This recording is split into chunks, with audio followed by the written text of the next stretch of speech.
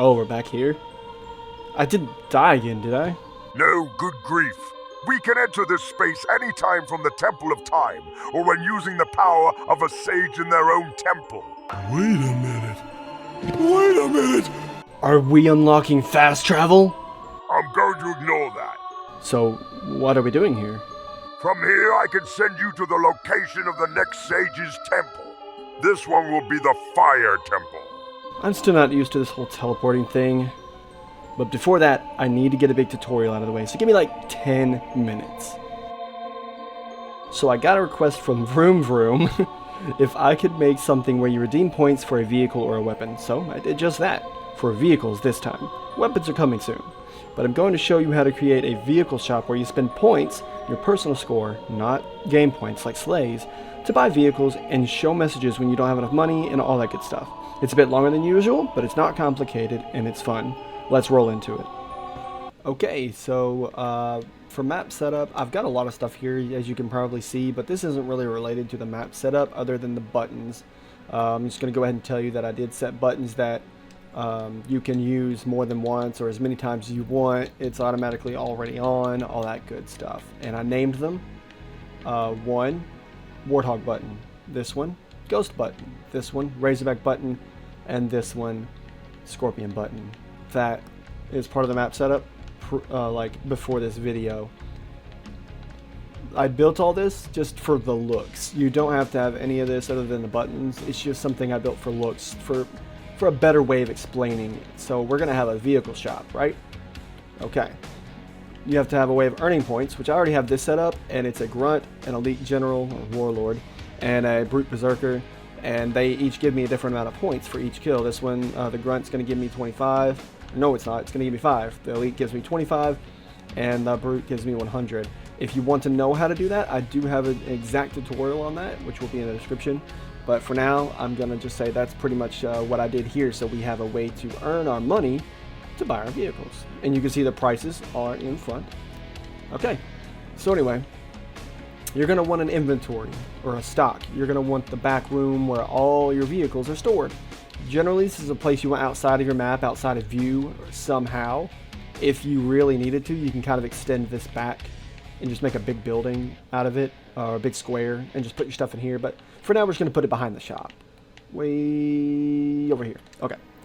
And what we're going to do is we're going to put a pointer down. This is going to be really close and really similar to another tutorial I did using vehicle pads and a area monitor, which is I had to make the garage, the vehicle repair zone. So now we're going to get a vehicle pad. Go ahead and place, it doesn't matter where you place it yet because we're going to move the pointer around. The settings for this are important. We can't use these in the scripting for some reason. It won't let you bring them in. So naming it is pretty much pointless. What we're going to do is we're going to make sure that each of those vehicles that we want over there are the ones that we have showcased are the ones we can use. And we're going to want to make sure a static selection is enabled so it only picks the mongoose no matter what.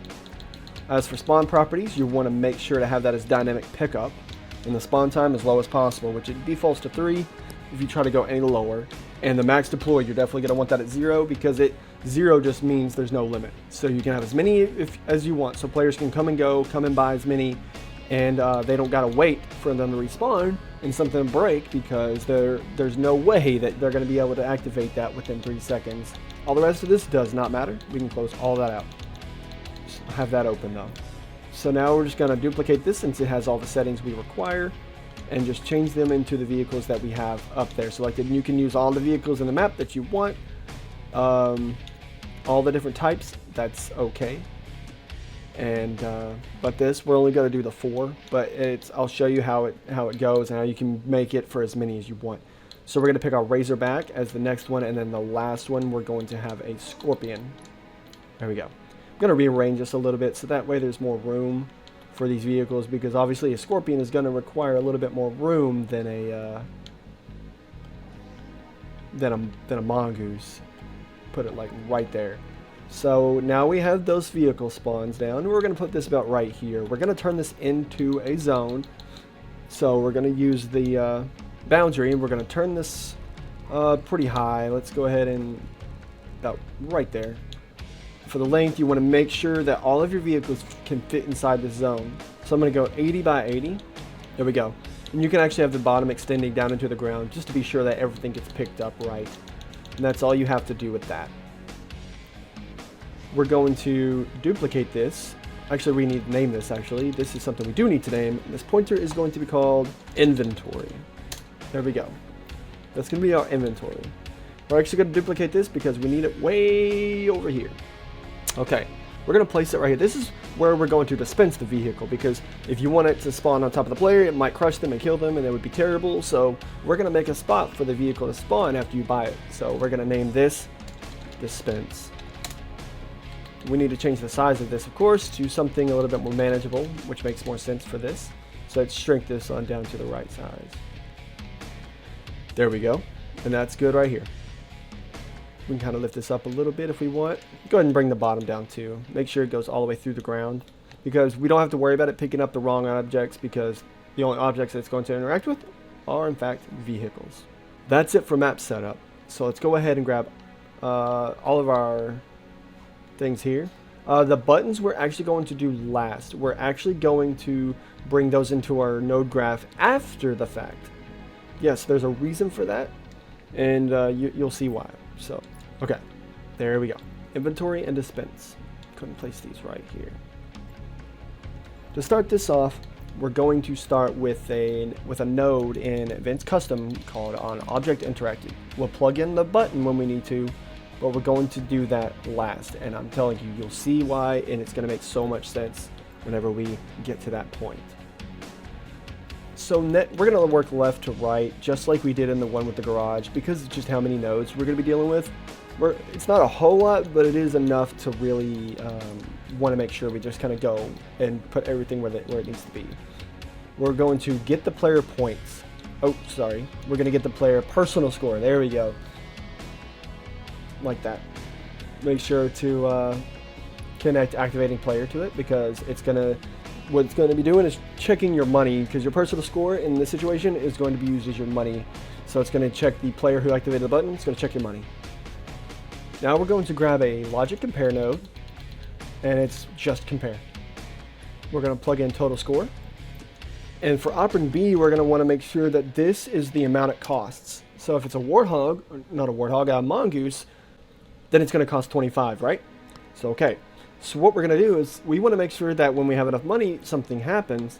But we also want to make sure that if we have more than enough money, we can still get it. Because if you only use this, it won't let you get it even if you have more money. So we're going to need to make sure that we do that. And to do that, we need the node that gives us the AND option. And you already know that is the Boolean logic. And what's neat about this is we can actually plug both outputs from this into both inputs like that.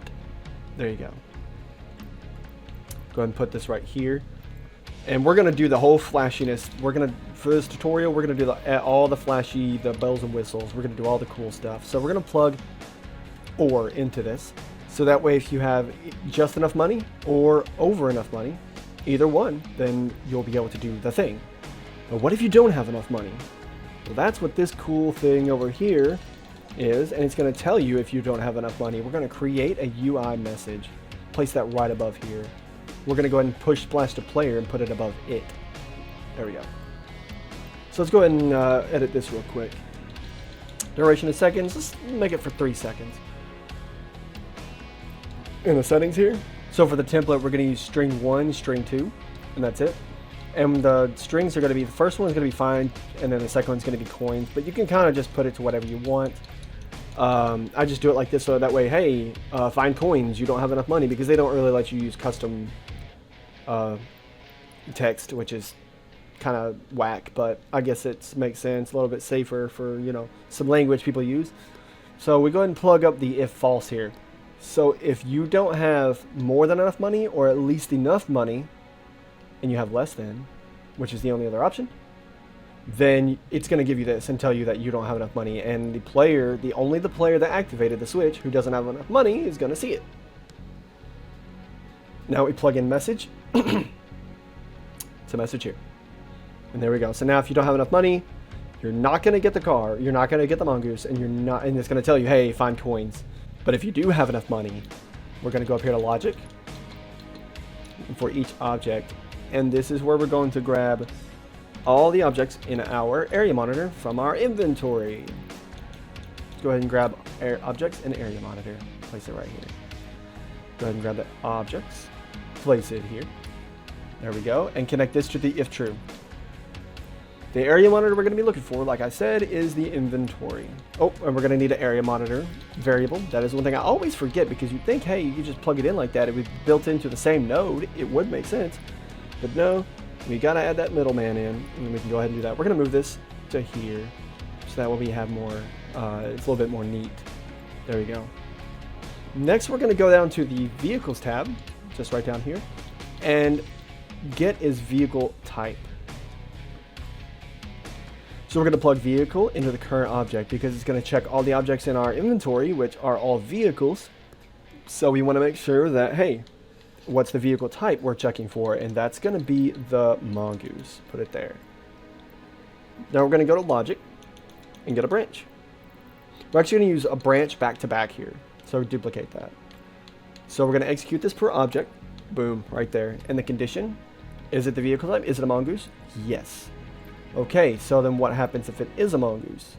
Go ahead and put if true right here to the branch here. And next we're going to check and see if there's enough room. Because what we're going to do is we're going to make sure that two vehicles can't be stacked on top of each other or spawn right inside each other and blow them up. And so you wasted your money. You don't want to do that. So we're setting up a failsafe to prevent that from happening. And that's what this is for. So go ahead, while we're on that topic, we're going to use a declare number variable, and this one will be global. Big pay attention there. I never use global unless I specifically say, and now I am. We're going to name this occupy, so that way it's like, or occupied, it doesn't matter. The initial value is going to be 0. And for the scope, global. Absolutely global. You'll see why, but it's so imperative that you make sure that this one is global. Now we're going to go down here and use the get number variable. Place it down here because we're going to use a compare node here as well. There we go. Plug this into operand B. And for operand A, you're going to have that as 0. I only had it as operand B. You can put it in A if you want and then have B as 0, but I just do it because, hey, it's the closest one to the node we're working with, and it just makes sense. For the information, we just name it the same thing we did earlier with the declare. Scope is global. Big deal. Big deal right there. And what we're going to do is make sure that it equals 0. That way, no vehicles are inside of this zone. That's what 0 means, that there is no vehicle in the dispensing area. So 0 is what you want. And if it doesn't, what if there is a vehicle? Well, that we're going to go ahead and work with that. We're going to duplicate these two because we're going to give you a message. It's going to give you a message if the vehicle is in the way, if there's a vehicle. So let's go ahead and connect this to if false. If the number does not equal 0, then it's going to give you the message that, hey, there's something there. And we're going to change that to string 1, the string 2. Like I said, you can kind of hook this up however you want.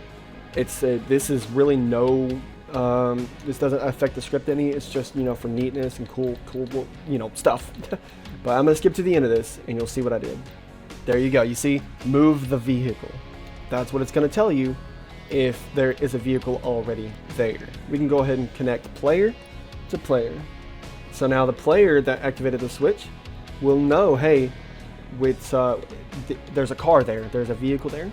And we don't want it to take our points before we get to do that because we would have to activate the switch again, right? Well, that's the neat part of doing it like this. It won't take your points until the vehicle is actually dispensed and there's no way that you'll lose your money. So let's go to object transform, get object position, and we're going to use that in a minute. Let's grab in game mode. There we go. Adjust personal score, not get personal score this time, but adjust it. And if it's true, if it's 0, if there are no vehicles in the bay or the dispensary bay, and you have enough points, then it's going to say, okay, I'm taking your money now. So let's go ahead and do -25 because that's how much the mongoose cost. And the player that loses the money is the person who activated the switch. There we go. Move this here. And lastly, we need to make sure that the vehicle is actually dispensed. So we're going to use set object position. Place this right here. Connect these two. The object that's going to be moved is the vehicle, as long as it meets the requirements. As long as it's a mongoose and there's no vehicles there, it will move the mongoose there, the one that you bought. The position, we're going to plug it in here, put this like that right there. That's when we're going to use this right here, dispense. There we go. It's going to move it to the dispensary area now. All good in the neighborhood. This is close. This is almost what we want, but there are a few things we need to do real quick. We're going to need an on-object entered and on-object exited node, which are two events. One right here. Go ahead and grab that second one, place it right under it. There we go. We're going to duplicate this area monitor node a couple times. Put one here, and then put one here. Actually, no. Sorry. We're just going to use this one right here, because what we're going to do is hook it up to our dispensing area. What we're doing here is we're checking to see if there's a vehicle in there. And this will tell, this is going to tell the game, hey, there's a vehicle, hey, the vehicle was moved out of there, and all that good stuff. And let's say somebody drives up on another vehicle that you didn't buy, it'll still count it, so you can't blow theirs up and theirs won't blow yours up and all that good stuff. But it won't, when it leaves, it'll reduce it to 0 again, so we're good. But we want to make sure it's not a player, because we don't want players to be able to stop it. Just another, like an enemy or a player or something, to walk over there and say, haha, you're not getting this vehicle because I'm going to stand right here. So we're going to go get his player. Move this down here. Place this right here. And of course, we're going to need a branch for that. I'm going to go ahead and duplicate this here. Place that there. We're going to connect the object to this just to make sure it's not a player. There we go. Is it a player? No. That's when it's something that's going to happen. And what we're going to do now is go to logic and increment number value. Go to if false this time. Plug it in here. The identifier. This is essentially combining get number variable and set number variable into one. So that way you don't have to have so many nodes. But we're going to increment this by 1. Scope global. And the identifier is occupy. See, it functions just like one of our Trinity variables, and it uses those. So you're going to want to make sure the occupy identifier is the same. So there you go. Last but not least, we want to basically do the exact same thing down here, and I mean identical to the T. Oop, false there. But this time we're going to do it by -1. So that way when it leaves, it takes away something from our variable. So that way if something enters it, it's now at 1. This won't put it, it's going to give you the message to move the vehicle. If something leaves that area, then it will say, okay, it's 0. It -1, we're back down to 0, you can put a vehicle there. We can actually plug and play right here without having to duplicate that node.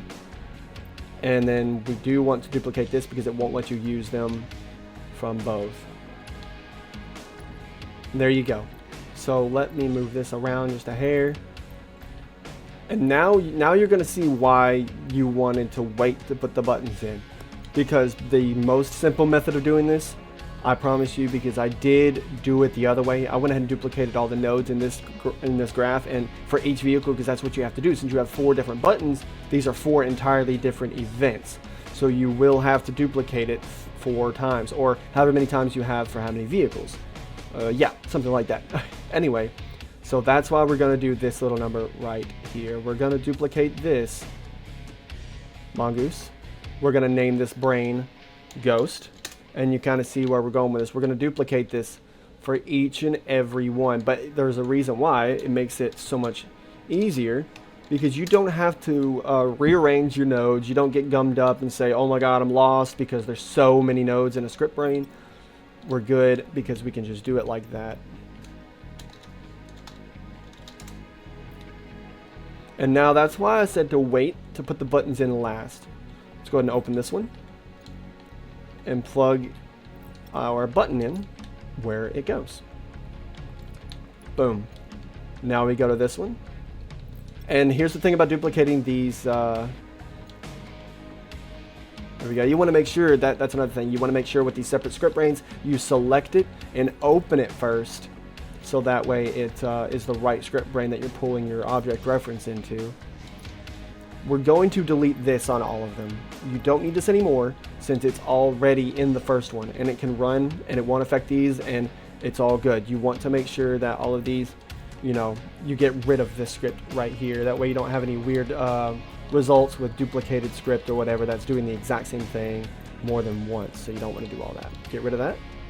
And you are good. So now let's see, did we plug in our ghost? Nope, our ghost button is now here. We're not done yet though. Keep that in mind. We are not done.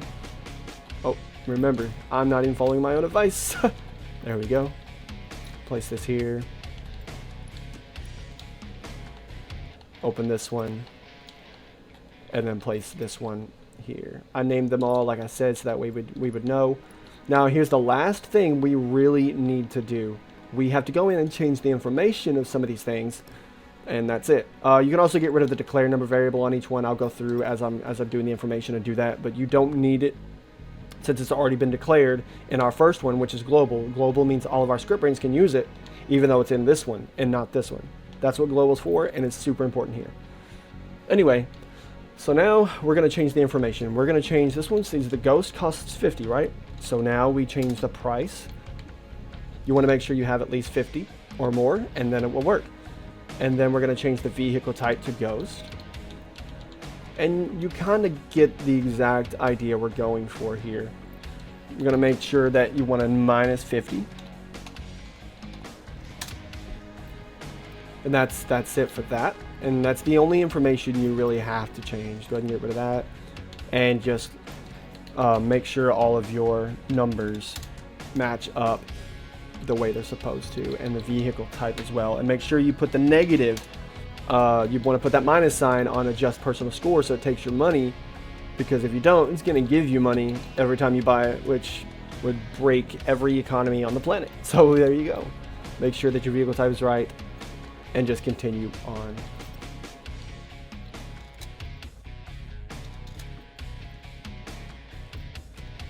There you go. This will do it. This will do it. So we're ready to test it out. And one thing, I did make sure that if I mark, it shows my current points. You see, I was playing around with it already. I have 155. And this will just show up as your personal score that you see on custom games. Pop him. Oh, there we go. 180. I have him. Let's see. Yeah, let's do him real quick. So now we have 280. So let's go and see if we can buy the Warthog. See what happens.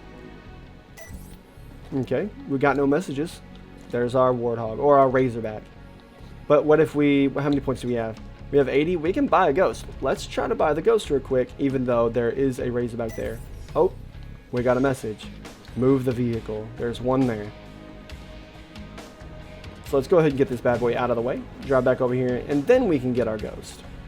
Right. Boom. No messages. The button pressed. Everything seems good, and there's our Ghost.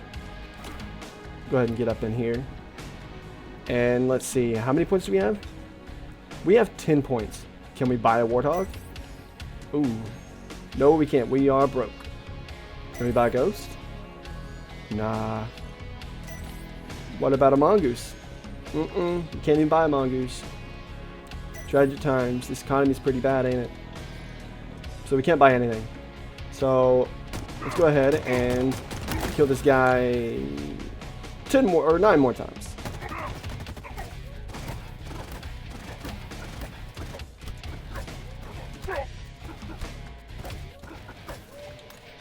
Okay, we have 1,000 points. Let's try to buy our Scorpion. There it is. How many points do we have now? We have 10 points. So there you go.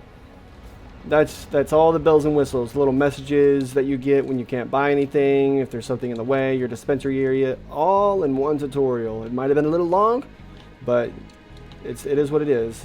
So I'm just going to go ahead and note that my prefab will only include this right here, because that's all you need.